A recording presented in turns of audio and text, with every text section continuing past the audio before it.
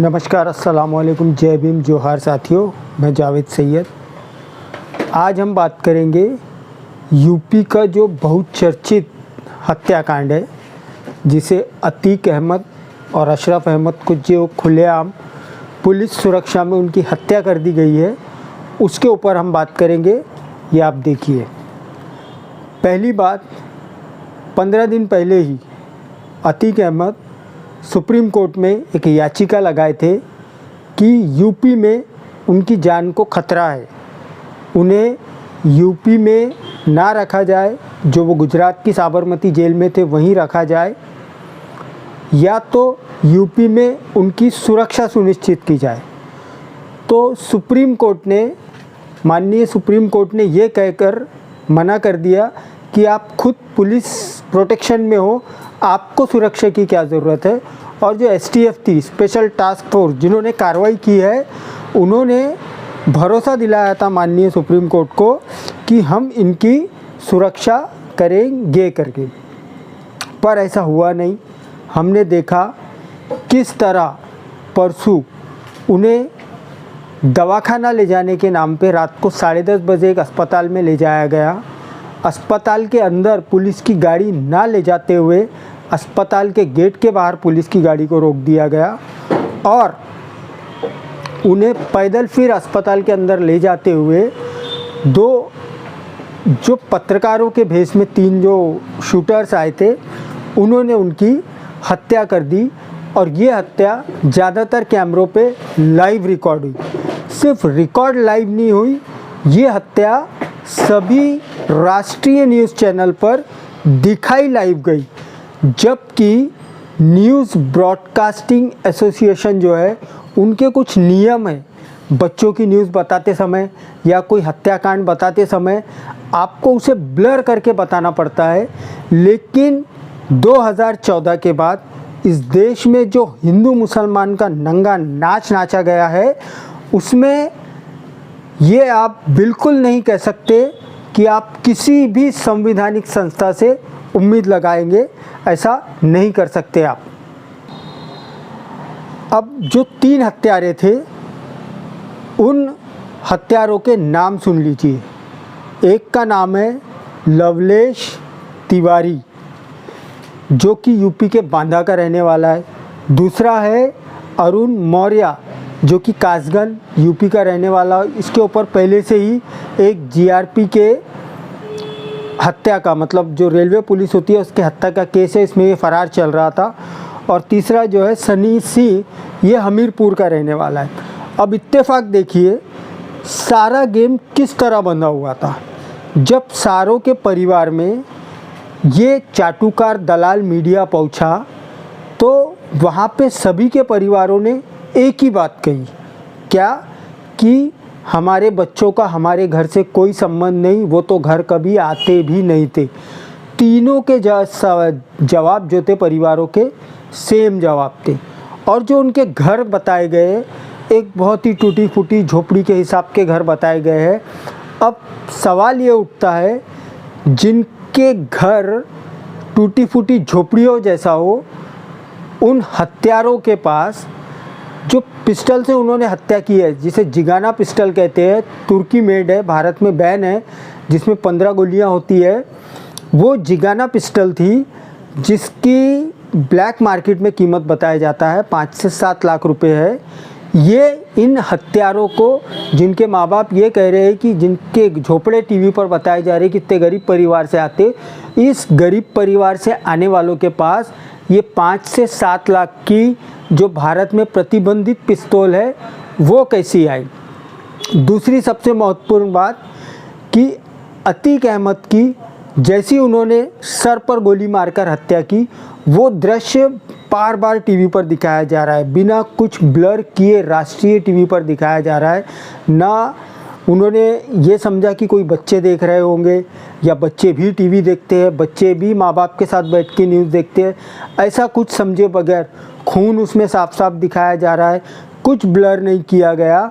इसका मतलब यही है कि वो आपके बच्चों को भी हिंसक बनाना चाहते हैं।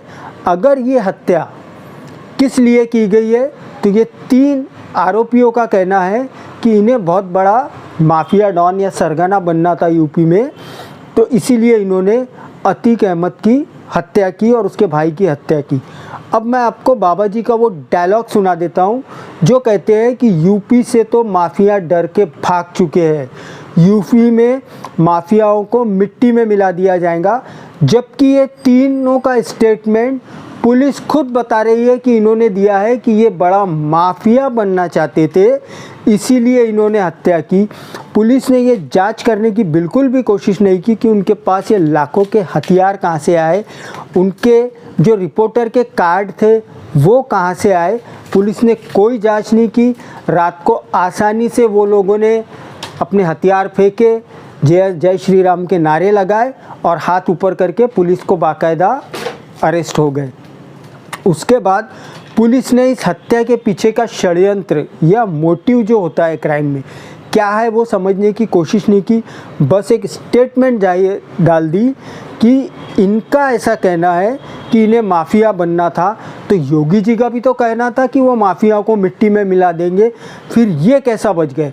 करीब 40 से 50 सेकंड मतलब 1 मिनट तक वहाँ 40 सेकंड तक का गोलियाँ चली, लेकिन मजाल है कि किसी पुलिस वाले ने अपनी बंदूक निकाला भी हो। ये कैसे है?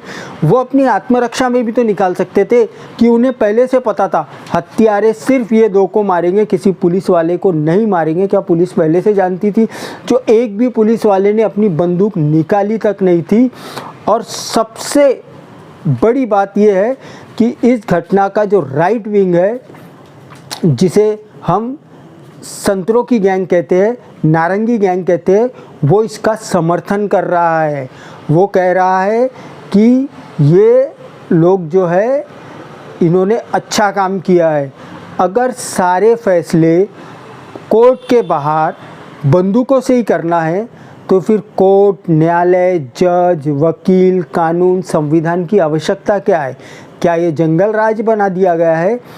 पुलिस ने इस बात की न जांच की कि इनके पास बंदूकें कहाँ से आई, ये किस लॉज में रुके थे, इनको किसने सहयोग किया। किसी भी प्रकार की जांच ना करते हुए पुलिस ने सीधा उन्हें रात को गिरफ्तार किया और सुबह जज साहब के सामने पेश करके कहा कि इनको हमें पीसीआर लेने की ज़रूरत नहीं। उन्हें सीधा एमसीआर मतलब मजिस्ट्रेट कस्टडी, मतलब पुलिस ने अपनी कस्टडी ना लेते हुए, कोई आगे जांच ना करते हुए सीधा उन्हें जेल भेज दिया गया है। इसी पर से समझ में आता है कि ये षड्यंत्र रचा गया है और ये षड्यंत्र में सबकी मिली भगत है। लेकिन अगर देश में इसी तरह हत्याओं से इंसाफ होने लगेगा तो संविधान कानून किस लिए होगा? न्यायालय, हाई कोर्ट, सुप्रीम कोर्ट किस लिए? न्यायाधीश किस लिए? उनके ऊपर लाखों करोड़ों का खर्च किस लिए? इसलिए कि हर आदमी जो गुनाहगारी क्यों ना हो, अपराधी ही क्यों ना हो, आतंकवादी ही क्यों ना हो, उसको न्यायालय से सज़ा मिले। ये भारत के संविधान में तय किया गया है। उस संविधान को रौंदता हुआ हमने ज़्यादातर भाजपा शासित राज्यों में देखे हैं कि ये घटना अगर किसी और राज्य में होती, क्योंकि अतीक अहमद के बेटे का भी एनकाउंटर असद का ये बोल के किया गया कि उसने उमेश पाल, जो कि अतीक अहमद के केस में गवाह था, उसकी हत्या की है, 2 पुलिस वालों की हत्या की है। पुलिस प्रोटेक्शन में यूपी में लगातार हत्याएं हो रही है, लेकिन मजाल है कि कोई बाबा जी से इस्तीफ़ा मांग ले, उल्टा उनकी वाहवाही की जा रही है। जबकि ये प्रशासनिक बहुत बड़ा फेल्यूर है। ये प्रशासन के ऊपर बाबा जी की पकड़ नहीं है। बाबा जी केवल प्रत्येक घटना को हिंदू मुसलमान बनाना चाहते हैं, यही समझ में आता है।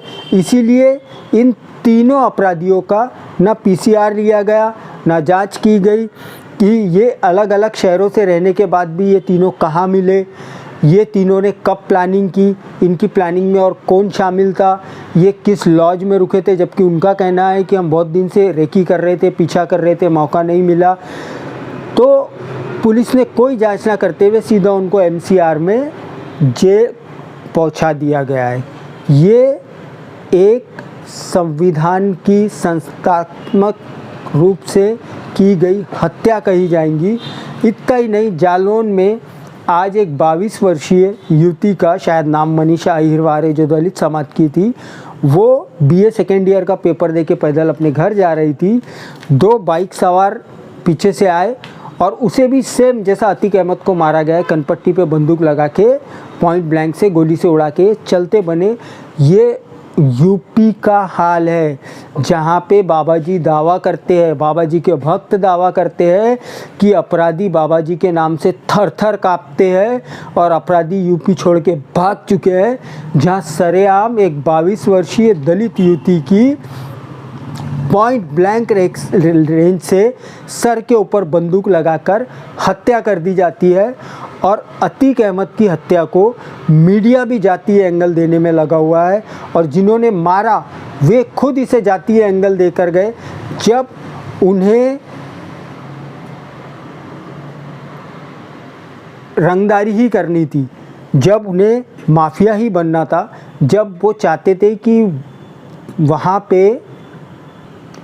वहाँ के बाहुबली बनना था, तो वो लोग इस तरीके से 7-7 लाख रुपए की बंदूक लेके खुलेआम पुलिस के सामने हत्या नहीं करते, क्योंकि उन्हें पता है ये हत्या के पीछे एक प्रकार से शासन प्रशासन की शायद मंजूरी हो और उनके ऊपर जैसा ये एनकाउंटर, बाबा जी जो एनकाउंटर के लिए मशहूर है, वह एनकाउंटर इनके साथ नहीं किया जाएगा, कोई ज़ोर ज़बरदस्ती नहीं की जाएगा। जैसा कि हम देख चुके हैं उनका पीसीआर नहीं लिया गया है, ये शायद वो जानते थे, इसीलिए उन्होंने कहा है कि हमने भी माफिया बनने के लिए अतीक अहमद और उसके भाई को मारा है, जो कि एक मुख्यमंत्री रहते हुए, एक संविधानिक पद पे रहते हुए प्रशासन के ऊपर आपकी जो कमज़ोरी है बाबा जी की वो दिखी है।